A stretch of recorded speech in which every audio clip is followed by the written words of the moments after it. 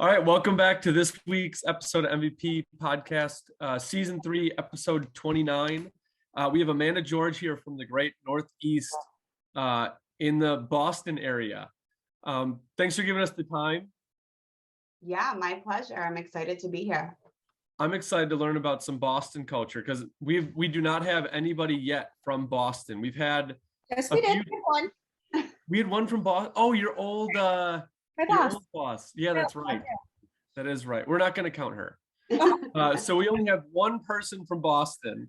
No, it's super cool. I'm excited to learn more about it because the outlay of Boston and the outlay of Milwaukee, way different, which is where we're coming from. So it's kind of a culture clash there. Yeah, Boston's very unique. We're not as mean as everyone thinks we are. We're just busy. We like to get done. We like to get it done. That was the first thing I had to learn dealing with the Northeast. That's for sure. And Amanda, what is it that you do in the Northeast? Can you give our listeners like a 20-second intro of like, this is what I do in the Northeast, and then we're going to get into how you got there. Okay, cool. Yeah, no, I work for Century 21. I'm a real estate agent. My husband and I work together as a team. He's newly licensed. I've been doing this for about 12 years now, but I work with investors, builders, developers, first-time buyers, downsizers, you name it. We do not discriminate. We have a lot of expertise in getting all different kinds of people into the house that they want. Nice. So you are now training the protege to come up and take over. That's right. And then you retire, and then he does all the work. He's heading up the multimedia department stuff for us. So we're started a podcast too. Right now we're just on YouTube, but we're getting there with all the extras. That's cool. So is he on the podcast with you and you shoot yours? Yeah, so we do the podcast together. It's called Married to Real Estate. And so it's just like him and I talking about life, kids, being married, working together. We've had a couple interviews so far. So, I mean, it's super casual, just kind of like shooting the shit. Yeah, that's kind of what we like. When we started this podcast, we had a whole list of questions we're going to ask and get answered. And it like got so clunky and we'd missed the flow of the show. So we just went to like, all right, we're just going to have a conversation, see where it takes us. Because everybody's different and you can't just have 10 questions that fit for everybody. Right, exactly. Because we've had interior designers, we've had feng shui experts, we've had investors, we've had real estate agents, plumbers. Yep. So it was so diverse that we just kind of scrapped it. We're like, all right, we're just going to take it and see where it goes. Yeah, I think that's the best way to do it. I mean, it's all, you have to provide entertaining content, but at the same time, we try to be educational and give people the real life stories and not like this, especially in Boston. It's such a unique market when you look at national statistics for what the housing market is doing. Boston's such an anomaly, and so much of that stuff really just doesn't apply. Yeah. And you were talking a little bit before we started recording about that. And we're going to get into that probably right after we find out, how did you get into real estate? What was you can take this personal, you can take it business, just whatever road led you, whatever cobblestone road led you to real estate. Yeah, it was just kind of on a whim. My husband and I had just moved in together, and I was from the north, we call it the North Shore, so like 15 miles north of Boston. He's about 15 miles south of Boston, and I moved down to the South Shore, and I'm like, this is temporary. Like, people don't cross the bridge. Like, if you're from the North Shore, you don't move to the South Shore. And so I was really heavily invested in like searching for somewhere else to live. And he was like, you're obsessed with real estate. Why don't you get your real estate license? And I was like, well, what do you mean? I went to college for like exercise physiology. Like, I don't know. And he's like, it's a class, just go take the class. And so I did. And I just, it's an intimidating class. I don't know how it is where you guys are, but A lot of people really try to discourage you. Oh, it's so hard. The test is crazy. Like you have to take it 5 times. And so I just studied my butt off and I said, I don't pass this test on the first go. I'm not meant to be a real estate agent and I'm going to figure something else out. And I did, and I did it part-time for a while. I actually worked in the cosmetology industry. And so I was doing it part-time because I had a flexible schedule, which was great. But in order to really make it as a realtor, you need to be full-time. You can do your best to be there for all of your clients, but it's kind of one of those jobs. It's scary to get into full-time because it's commission only. There are no benefits. But if you don't make the time to devote to it, you can't grow. And so I just kind of, once I did that, my career really took off. So we've just been riding the wave together now for the last couple of years. That's awesome. And in the beginning, when you were doing it part-time, do you remember like how many clients you were taking on, deal size? Like I don't need like exact numbers, but what was the difference between going at this as a hobby and going at this as a career? So my first year, I think I had 1 or 2 clients, friends of mine, the way ever, contact your sphere, go that route. Your first 100 people. Yes. So, so that was my first couple years, very slow. And actually I ended up, after that, I would say you've got to be in the business 3 or 4 years before you get a little bit of momentum.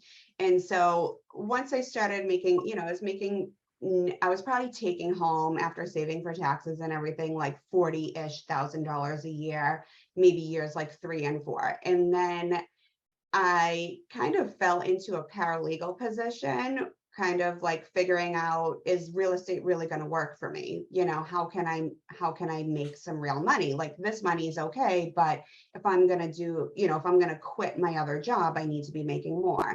And I kind of fell into a paralegal role with an attorney that I had worked with before on a few deals. And I did that for a couple of years, actually, while doing real estate. He was awesome. He gave me so much flexibility. So I was able to begin pursuing real estate full time while also working for him full time. And then at that point, I was doing probably between like $4 million and $6 million in sales a year. And then I just, once I finally got the confidence to go full time, I went 10, 15, 20 million instantaneously, pretty much. I mean, it was also networking, getting in with some really great developers, investors, people who, surrounding yourself with people who are growing and want you to grow and want to help you grow. Yeah. And some of that comes with being able to do it full time. Yes. Some is just because of the duration. You get referrals, your name gets out there, you get more experience, you get more confident. For you, what would you say was the biggest, the highest percentage? Was it because you've been doing it for 4 years? Is it because you made the jump to go full time and made yourself accessible to it? I think it was really making the jump to go full time. If you have other things to do that are making you money, that are guaranteed money, you're going to prioritize that, right?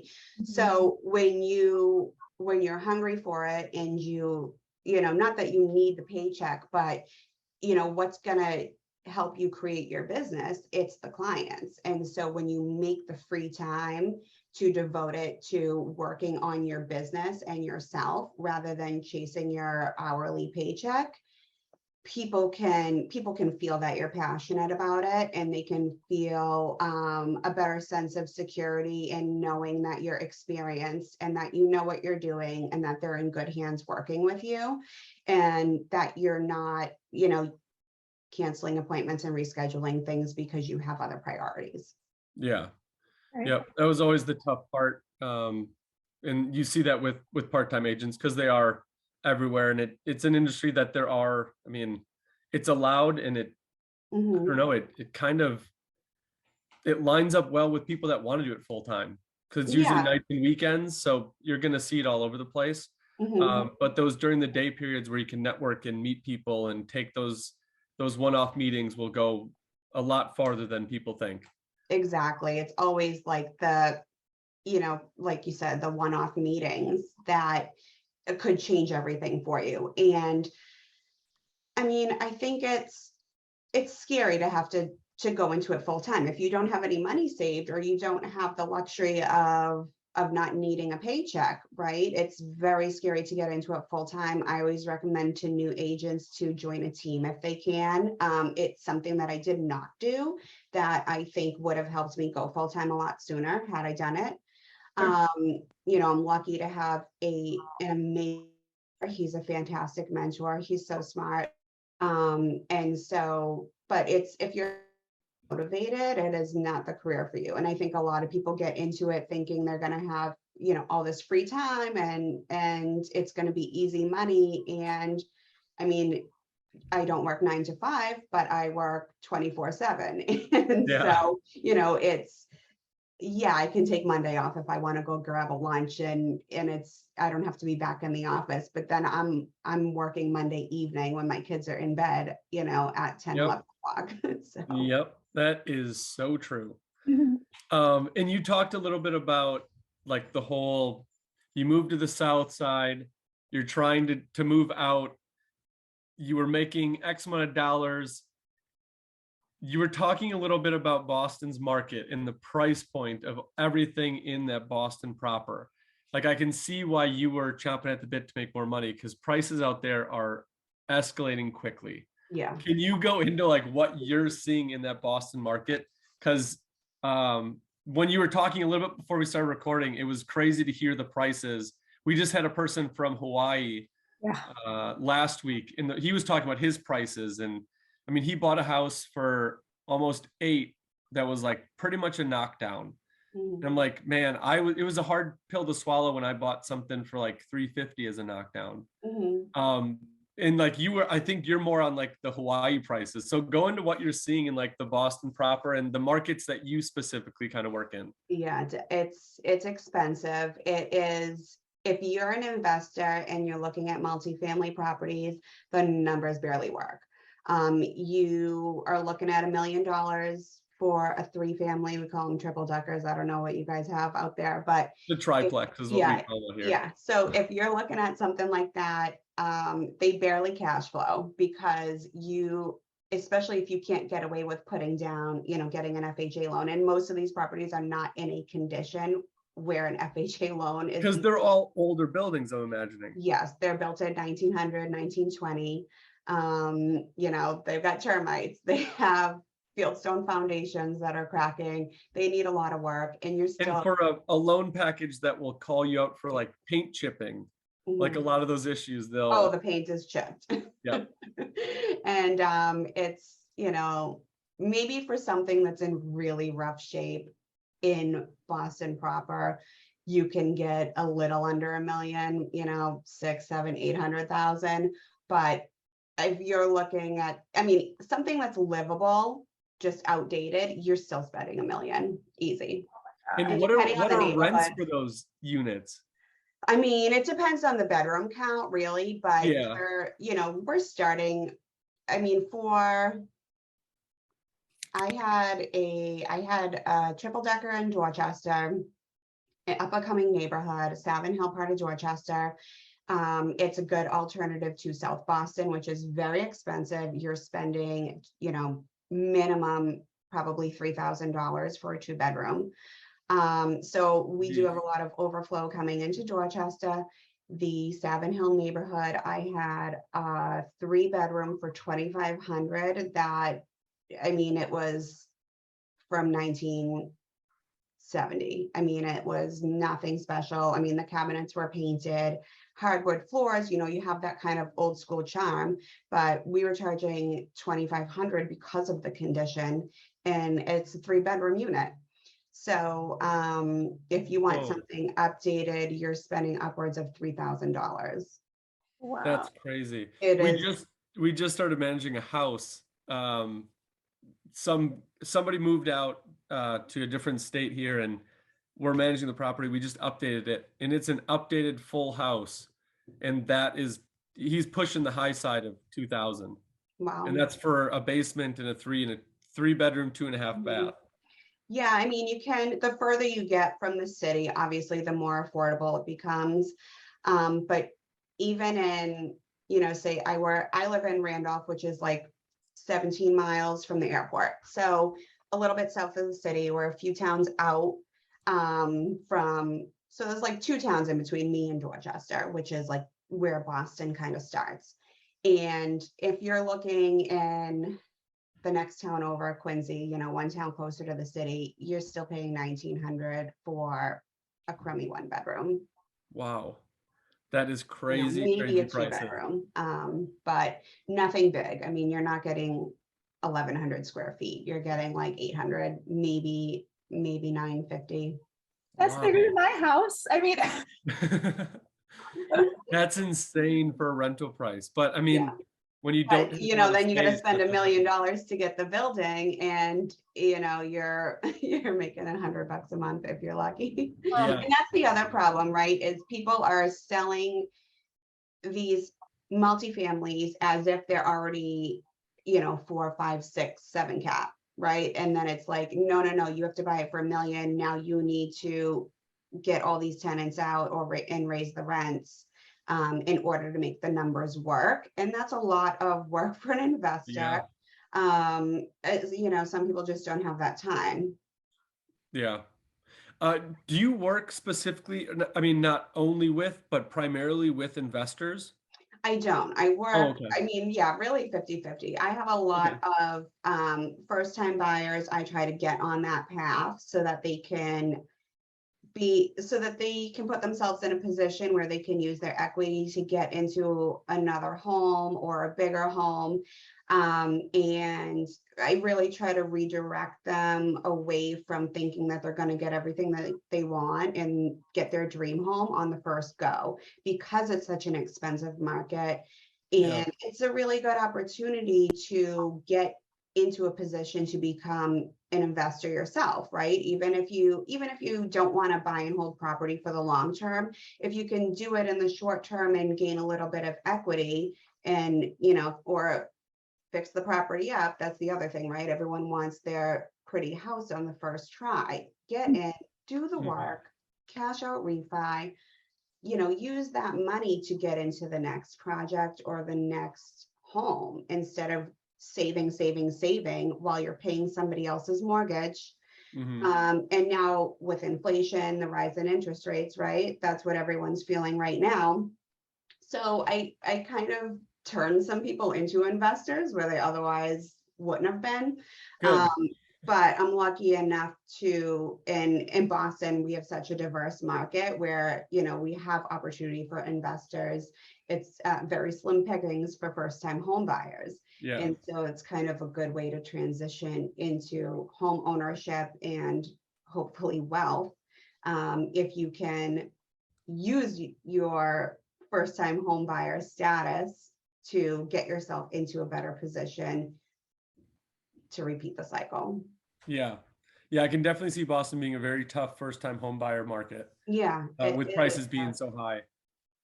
It's very expensive, and a lot of people try and save, and then rents keep increasing. I mean, I don't know who can save any money when you're paying $3,000 a month for rent. And so if you can just, save that 3.5%. And right now we are seeing a little bit of more negotiating power with buyers, right? We're not having like a huge downturn in pricing, but buyers can ask for closing cost credits right now. Buyers can get repairs done after their home inspections. I mean, you couldn't even get an offer accepted with a home inspection contingency 6 months ago. So things are going back to normal, which is nice. It's a nice relief for a lot of buyers who took a break from the market. And now we've had a little dip in interest rates, and so you've got a few people kind of jumping back in. Yeah, no, definitely. It was same kind of thing over here where you put in an offer, I mean, sometimes 20, 30 over, and you had one buyer I was working with had they had to get financed, and they were losing because everything else was cash. In the price point that they were working in, which was below 300, Mhm. Like you're just going to see a lot of cash buyers, and it's going to be tough to compete with a cash offer with uh, no contingencies, Yeah, clean offer as you can make it. And they've got all they need is an appraisal contingency because they need to. yeah, Um, and they lose out. And in one, they had actually offered more money and they took the lower money because it was cash. So yeah, it was just a tough position for them. Now I'm trying to put themselves in Boston where I'm sure the buyer pool is higher and the inventory is lower and yeah. prices are double. So a super hard position. So kudos to you for kind of taking your market not as a deficit, but as an opportunity for them to be, hey, you might not be able to get what you want right now, but if you do these steps, you can get into the house you want, and you're also going to keep, I would think, those clients as repeat customers when they go to sell and buy again. Oh Right. yeah, I have a pretty big list of repeat clients. I mean, I've sold the same house 2 and 3 times. Um, That's got to be a so very unique like aspect of like, oh, the first time I went through this deal, yeah, this is what it is, happened. and it's nice to see the changes that people make too. And I I had one house that I just sold recently, maybe in the fall, and I mean, they've been there. They were planning on it being their forever home, so they were doing some work over time. It had been maybe 5 years or so, and um, they got relocated for work, and so they were hurrying to finish all their projects so that we could get it on the market. And it was like amazing, the transformation. I mean, they doubled their they That's yeah, awesome. doubled what they paid for the house almost. In So 5 years, that's awesome. yeah.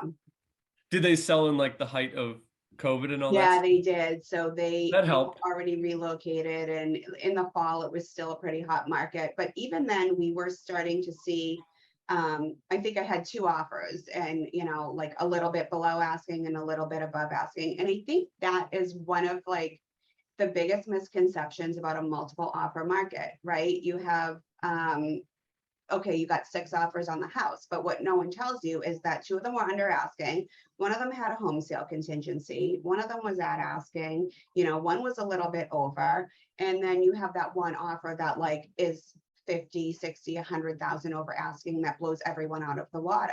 And that kind of, it messes with the comps because you can't, and right now when we're in this shifting market and you have to really educate your seller, like, look, I know we like to go back 6 months, but like I'm going back 2 months if we can, because Right. we need to see what's changed. And we need to look at the list price versus the sales price. I'm not comping these houses based on that one house that sold for 100 grand over asking, because guess Mhm. what? That buyer is out of the market. Yeah. You're left with those 5 buyers that didn't get that house. And Yeah. this is what they're paying. They're looking at the list price. That's their wheelhouse. And so you really have to educate the sellers right now, because that's why you're seeing the price drops. It's not because the market's crashing. It's because sellers have not been properly educated on what has changed in the market 6 months ago versus today, and how you need to price your home in order to either sell it at list price or get the multiple offers. If you want multiple offers, you always need to price below market. Yeah. And so that's why we're seeing price drops, because sellers didn't want to listen, agents didn't put their foot down, and now they're chasing the market down. And you're going to see those same houses sit, and you're going to see them continue to price drop because they didn't listen the first time around. Yeah. And did you, what was that, Natasha? Working with kids, like just listen I Yes, know. exactly, I know. right? That's where being a mom comes in handy, right? Right. These are the rules, take it or leave it. Exactly. Or no cookies for dessert. You talked about like as an agent, like putting your foot down, or on the listing side, like educating. For new agents, that is a very, very hard thing to do, because there's a little bit of you that's like, well, it's their house, and like, I mean, ultimately they do get the decision. They get to make the decision. Right. All we get to do is put the facts in front and suggest what we think. They get the last decision. But I know when I was an agent, it was tough to like, I'd always think I'm bringing them bad news. because like everybody wants to sell it for more and they want to buy it for less and they want the thing that they did to their house to boost their resale value. But sometimes you have to be like, it was a cool feature, but it doesn't add anything to it. Yeah. It's just cool. That's all it is. Mhm. And there's the emotional tie to it. So it's super hard as an agent to step in and be like, hey, you hired me and I'm going to give you some bad news off the start. Right. Do you know when something like turned in your head where you're just like, I'm done playing the game. I'm just going to give them what I think, and I'm going to stand firm with what I think and what I see. You know, I think it's one of those things where every situation, and that's the great thing about real estate, right? Every transaction is different. Every situation you're in is new. So there are times where I might say to someone, okay, look, we'll do it your way, but if it doesn't work and this we're doing it, and I let them know that doing it that way is the kiss of death, because days on market is killer. And so if we waste even 7 days on the market doing it your way, we've lost 7 days on the market, and that's your opportunity to get the most money for your home. Yep. And I think probably after living that a few times as a new agent, and you say, you know, look, I was right. You know, why didn't I just try to educate them better? You will eventually, when you get, I think you have to kind of get to the point where you don't take every client. And that is not easy to do as a new agent. You need like bells, like ding, ding, ding, ding on that one. Don't take every client. You can't. And when you're new, you do, because you want to learn. You need to do it in order to know what you're doing and gain the confidence. And so which, you know, in some instances, I guess that is a good thing. Like, it's trial and error, right? You work with every client and then you figure out what kind of agent you are and what kind of clients you want to work with. And then that can kind of like guide you for the rest of your career. And I mean, I don't work with every client that I meet. And it's because I'm going to tell you what's realistic. And if you have expectations that I can't meet, then maybe you should work with somebody who thinks that they can meet them, because I don't want to do you a disservice. If you think that that's really out there, then, you know, that's great, but I can't deliver it. And so I don't think that that's like a detriment to you as an agent, knowing that, because in reality, nobody can probably deliver it. So don't feel like it's you personally that can't make it happen.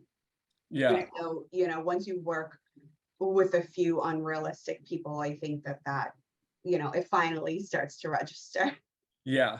No, definitely. It took me a couple of years to do that as well, because when I started, it was like, I'm gonna work with everybody, and and obviously me being stubborn, like I was gonna make it work. It was gonna be fine. And then I would go to like listing meetings or buyer meetings, and at the end of it, it was like, I just don't think this is gonna be a good fit, but I can give you a referral to somebody, and I'd pass them along, because either we just didn't see the world the same, or they were asking for something that I think they're just way off base. And in our meeting, I was trying to like slowly suggest other options that maybe I didn't feel like they were on board with, or they were going to fight me on certain things that I felt were going to be very important. And that's where it was like, let's just call it quits. Like, we don't need to work together. If you ultimately don't want to work with me and I don't want to work with you, like, there's no reason to force it. You're going to find an agent that will work with you, and you'll like the process, because this is a big deal and you should enjoy the process, whether it's a rocky one or an easy one. At least enjoy it. It's like dating too, you know? Like, it is. Yeah. It is. Or you know, it's a very short term relationship. You know pretty quickly when the red flags go up. You just have to learn, you know, how to get out. I know. Elegantly excuse yourself. Yeah, exactly. And then you pull out the "it's not you, it's me" line if it doesn't work. How much of your, because you said you worked for a bigger box broker. Who was it? It was. So I work for Century 21. That's what I thought it was. I didn't want to misspeak. Yeah, no, it's each office is franchised, so they're all independently owned. So you get the brand recognition of, you know, a worldwide company. But we have two offices in my firm. We have an office in Brighton, which is just is considered part of Boston, and then we have an office in Weston, which is a suburb just outside the city. So we run more like a boutique firm. My boss it's him, his wife, his son works there. So they've got a whole family affair going on. And now my husband and I, and so it's great because there's always someone that you can go to. It is not, you know, what you think of corporate. You have to call through and all that sort of thing. It's, you know, he's there when I need him. He can step in. He's always there to answer questions. And so that's what, you know, I really like about working there. It's him. He's an amazing broker, and he's been doing it a long time. That's awesome. That's awesome. That kind of answered my question. I was going to talk to you about when you passed your test the first time. Congratulations, by the way. Thank you. Now you're sitting with this long thing of, okay, I'm licensed, but I need to hang my license somewhere so I can actually do this. Did you go through like different brokers, or did you get referred to Century 21 and then you like fell in love there? Because it sounds like you got the best of both worlds. You've got the brand recognition, but it works as a boutique. And I'm an agent for a boutique as well, because I like that smaller feel. So like, as you got your test and you're looking at brokers, like what was your thought process on how you selected your broker? Well, I did meet with a few people. Most of them were referrals from other agents that I had known, you know, over the years, but no one that I was very close with that was an agent already and could, you know, kind of drag me over to where they were. So it was nice in that sense that I could really make the decision for myself. So I did interview mostly with bigger firms, for the reason of the brand recognition. So if you join a boutique firm and you can focus in one neighborhood that you're already familiar with or experienced with or live in, that might work for some people. But as a newer agent, I wanted to make sure that I had a little bit more, I was able to cover more ground with the brand I was associated with. And I actually had a client. My boss's wife was a client of mine when I was in the cosmetology industry. And she was like, oh, you know, we had just got to talking, and I told her I was about to take the test. And she said, well, make sure you talk to my husband, you know, we're in real estate. She was a newer client at the time, so I didn't know all the details of her work. And he was very willing to give me the flexibility that I needed to be a part-time agent. You know, I didn't have to do desk time. I didn't have to be on the rentals team. I didn't have to go to these meetings. And so it, to me, was running more boutique. And so it just turned out to be a great fit for my life at the time. And the office was in a location that was convenient to my other job. And so I was able to go back and forth if I needed to. Nice. And so those are really the driving factors for me. They do have some great technology that they, you know, could utilize. I think everyone could, it's always changing, right? So every brokerage can always utilize technology better, but it's really what you can make the most of yourself. And, you know, like we said before, if you're a self-starter, you can manage on your own. Yeah.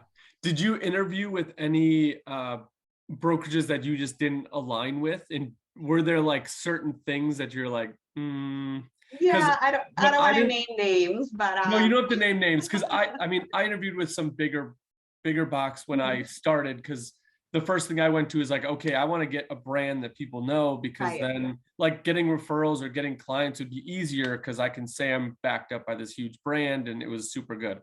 I did not like the desk fees and the admin fees, and it was like $600 a month, and like it didn't seem like it was I'm going to get to know you.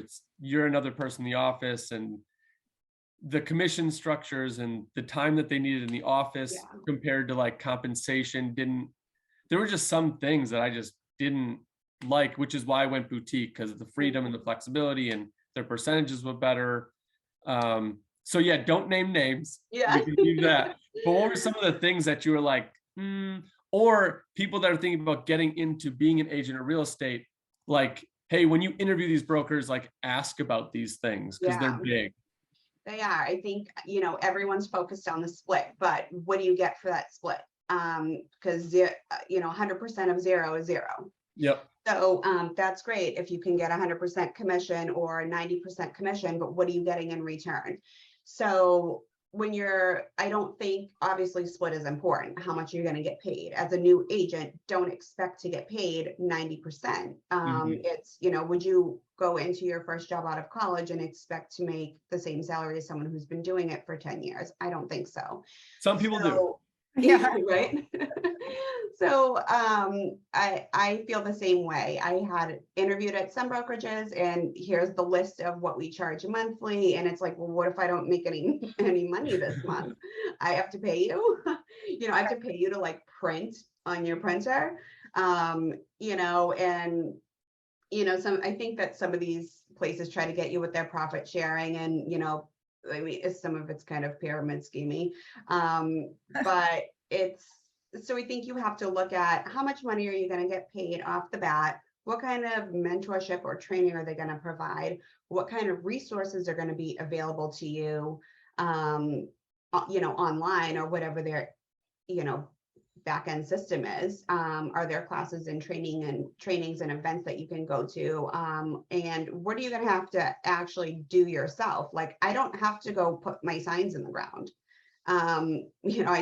I call my boss and I tell him to take care of it, and he takes care of it. I don't know where these signs go, where they come from, or he just does it for me.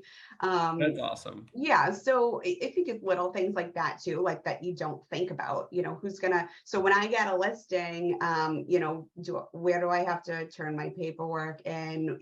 Who's going to put up my signs? Who's going to print out my marketing material? Who's going to pay to print out my marketing material? Do I have to order it? I don't have to do now the answer is Gerard. Yeah. Just make him do all the office stuff. Exactly. If you don't have a Gerard, then find a brokerage like mine. Yeah. Yeah, no, he's cool. great. You mentioned one of the things was like either the online or the infrastructure that they have. And the one big thing for me as a new agent, I was very focused on lead generation, because that's the one thing I don't have.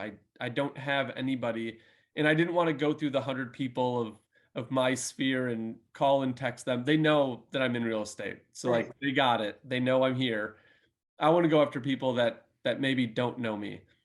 And some of the offices don't really have a big lead generation. It's just calling. Like you just have to open up a phone book and call. Right. And that's how they train you. Yeah. And I know that there's software out there, and that was a big thing for me. So like some of the things that you just spoke on, if you're getting into being an agent, keep an eye out for those things, because they are very important, and they swing so differently from broker to broker. Right. I know real estate all seems the same, but every office runs differently. It's crazy how different each of them can be. Even like big box to big box, they work so differently. And like you said, yours is franchised, so even more differently than that. Right. I think that's what's important, is going, decide what kind of environment you're looking for. If you're looking for something that's more corporate and where you're going to be just a number, and, but for me, what was important was flexibility and opportunity. Those are the most important. And I was able to get that with where I am, which is why I've been there for 12 years. Yep. And now the flexibility is turned into working 24/7. Yeah, exactly. So they did it right, and you're doing it right. So congratulations on that. Thanks. With your obviously limited time now, do you and your husband set up annual goals, or is that done within your brokerage? Like, because you said you work on your own independent team.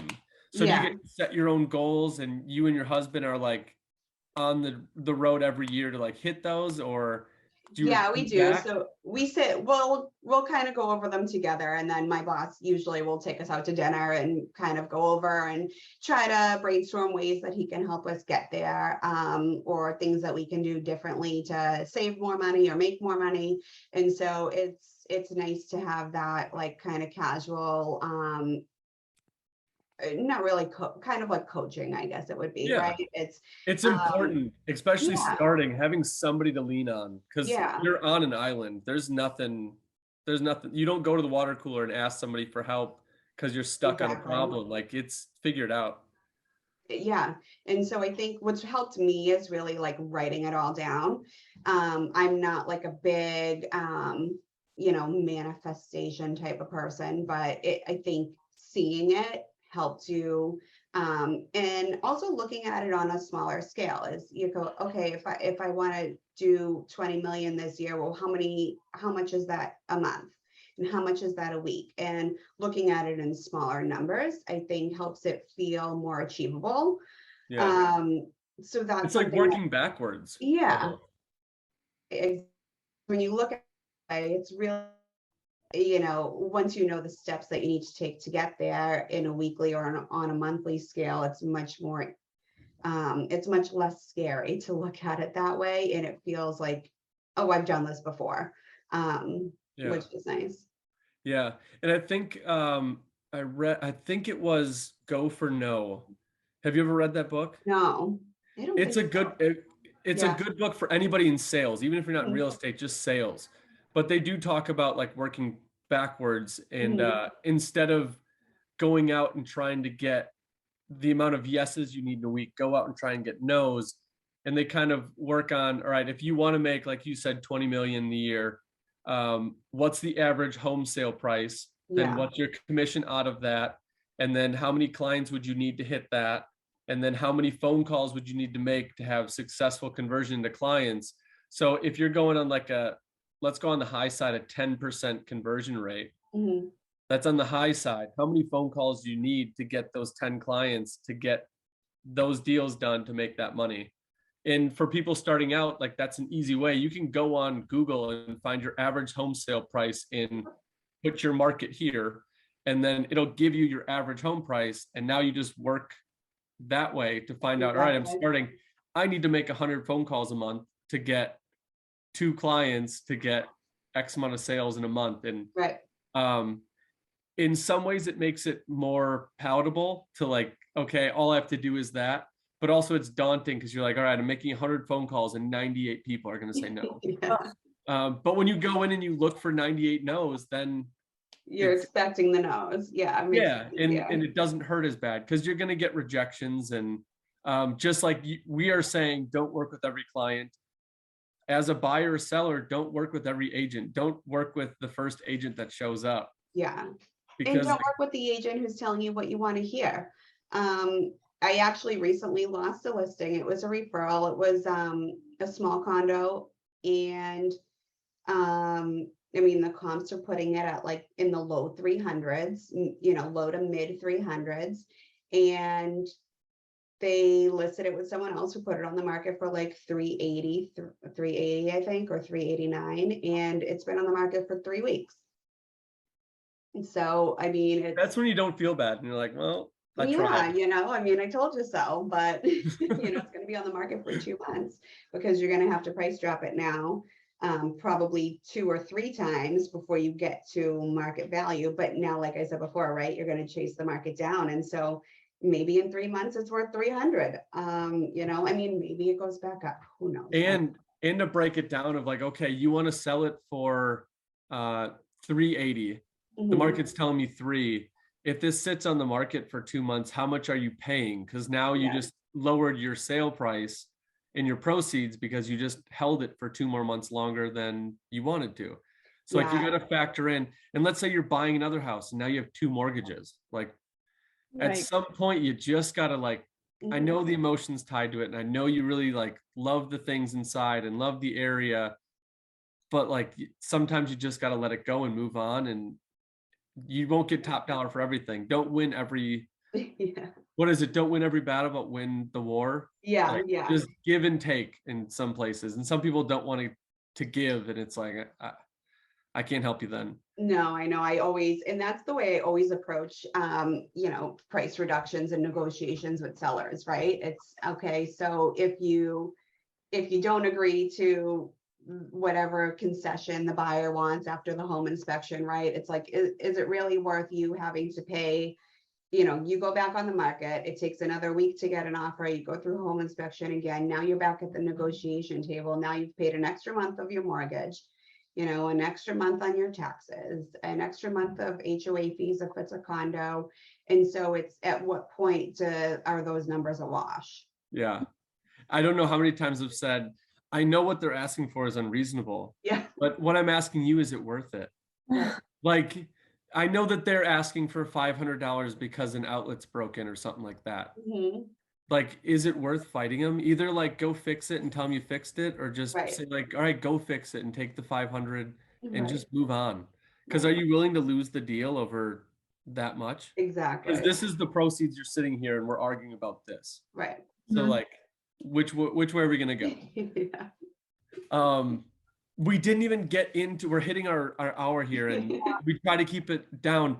We can never come back again. It's okay. We're gonna have to have you, we're gonna have to have the whole team here next time. Yeah, definitely. Because you said that your husband's taking on to the marketing side. Yeah, he started like his own YouTube kind of passion project, and now he's like really into all of starting the podcast and YouTube and editing, and so that's kind of like the next direction we're going, is trying to show up more Awesome. and provide as much education and content as we can, because it's such a diverse market. Yeah, I think that would be cool, because the one thing that we didn't get into that I was trying to get to was like the landscape of Boston and how it's all broken down and kind of where you guys operate from. But I think it'd be cool to start there next show, and then we can kind of bring in how obviously you guys are targeting a market. How do you guys deliver your message to that market to get your clients? I think that'd be a super cool, topic that we have not done on the show yet. Yeah, that would be an actual awesome. in-depth show on that one. So next time we'll get both of you guys on. Yeah. We'll talk a little bit about like the Boston actual physical area. And then we'll kind of tie him in, if that works for you. Yeah, that sounds great. That'd be cool. And then we can recap your 2022, because I think. Yeah, I'll be a recurring guest. That would be great. Yeah, that'd be awesome.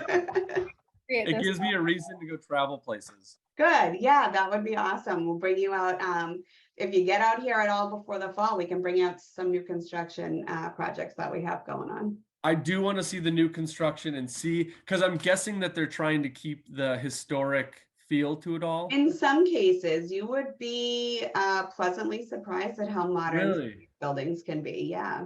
That'd be cool. And then I have to go see, and I'm trying to hold down the gag reflex. I know. The best architecture in Fenway Park, and I'm going to end the show there, and we're not going to talk about it. I don't like Boston, but that I got to go see the stadium. You have to. Or I guess I had to do it, so you have to do it too. I have to. Yeah. Not a knock on Baltimore, because that's number 2. So I'm a Baltimore fan, so we've got 2 great parks to go see. Yeah. But I appreciate the time. Thank you so much. Keep it rolling. Hopefully you and your husband have a great end of your 2022. And then we'll catch up in 23. I think that'd be fun. Good. Yeah, that sounds great. awesome. Thank you so much for coming on today. Yeah, thank you guys for having me. Have a great weekend. You too. Bye. Bye.